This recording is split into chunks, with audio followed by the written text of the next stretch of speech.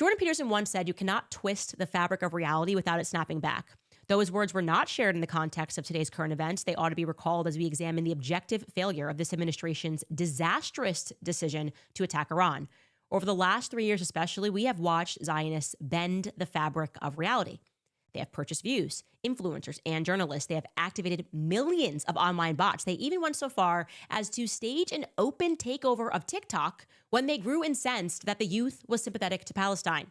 With a seemingly unlimited budget, they have feverishly banned accounts, passed speech laws, only to discover that none of these actions amount to real power. In fact, they represent actions taken when power is on the brink of collapse.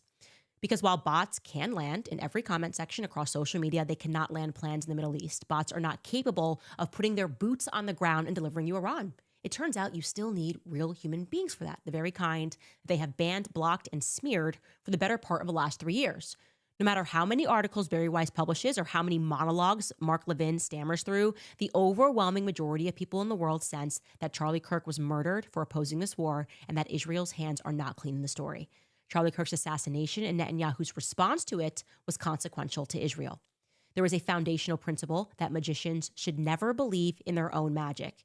It is important to draw a distinction between illusion and reality. It was not magic that maintained Israel's place in the world. It was a reality that people like myself and like Tucker Carlson and Megyn Kelly, however ignorant we may have been in our earlier assessments, once genuinely supported Israel and thought Zionism was a moral position to hold. We may have been wrong, but we were many. More crucially, the American people as a whole believed in the innocence and the friendship of Israel and were therefore willing to die overseas to defend her. All of that goodwill has now evaporated, and it happened virtually overnight. And in their sheer arrogance, rather than meaningfully working to restore relationships, Zionists continue to use tactics of slander, deception, lawfare, and yes, murder to force their perspectives.